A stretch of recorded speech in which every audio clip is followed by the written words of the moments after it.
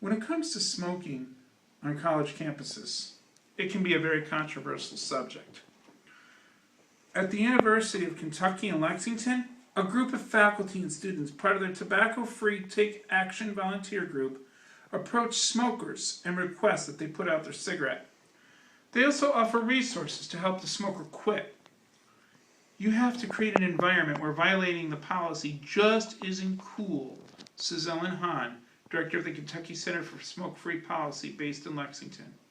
It's not what's expected. Kentucky has one of the highest rates of adult smoking in the country, 25%. And the campus ban has had a positive impact on efforts by some to quit. Since the ban, 11 campus tobacco users per month on average have sought to quit smoking, and with three before the ban, Mrs. Hahn says. Today, I would like to discuss the sides of the smoker and non-smoker issues and explain why I believe that banning smoking on college campuses is a good idea. First, I would like to discuss the smoker side. According to the American Cancer Society, most people start as teenagers. Those with friends or parents who smoke are likely to start smoking than those who don't. Some teens say that they wanted to try it and look cool to smoke. Tobacco companies like to offer discounts and make smoking look glamorous. The internet also has an influence on a regulated source of entertainment. Also, anyone who uses cigarettes becomes largely addicted to smoking.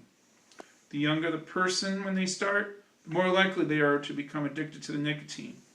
According to the 2012 Surgeon General's report, very few people start smoking after age 25. Nearly 9 out of 10 smokers started by age 18, and 99% started by age 26.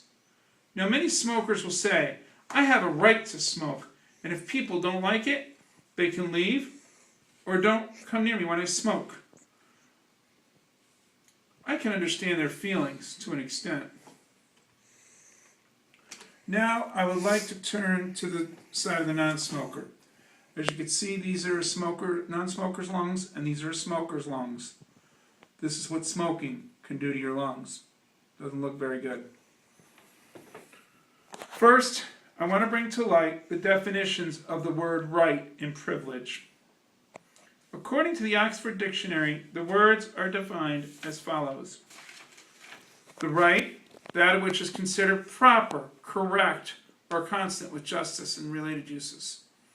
Privilege, a right, advantage, or immunity granted to or enjoyed by an individual, corporation of individuals, etc., beyond the usual rights or advantages of others, specifically an exemption from a normal duty or liability, enjoyment of some benefit as wealth, education, standard of living, above the average or that deemed usual or necessary for a particular group, sometimes contrasted with rights.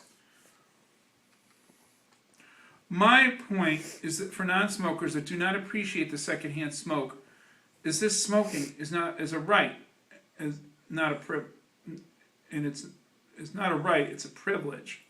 I have to be honest, the smell of someone who is a heavy smoker can be nauseating.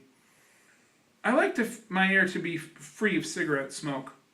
According to WebMD, non-smokers who are breathing in the same amount of chemicals as the smoker breathes. Some of the chemicals that come in secondhand smoke are as follows.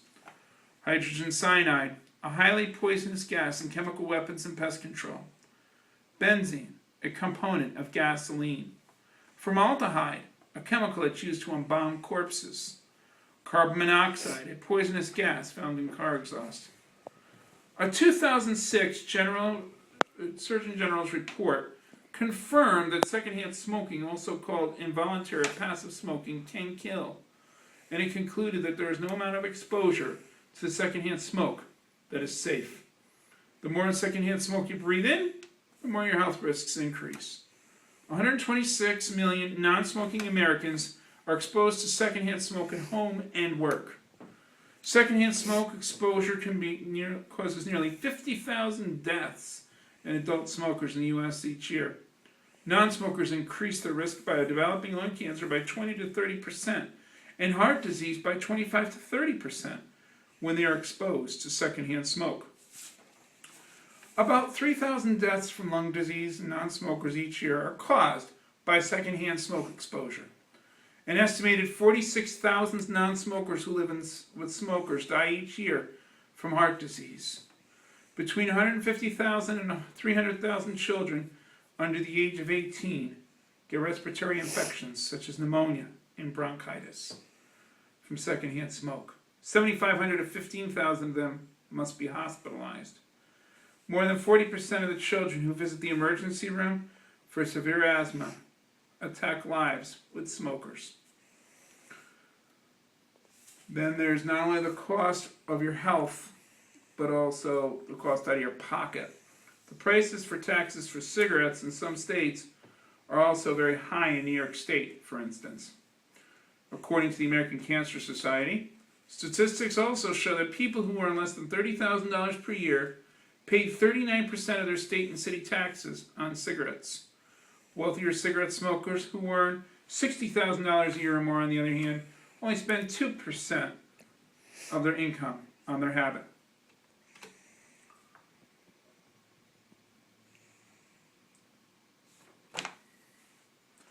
As you can tell, these are the things that basically a non-smoker and a non-smoker, the differences, and still it affects everybody.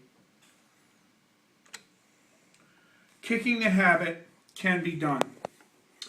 From experience with overeating and knowing other people who have smoked, your first need to make determination is that you can quit.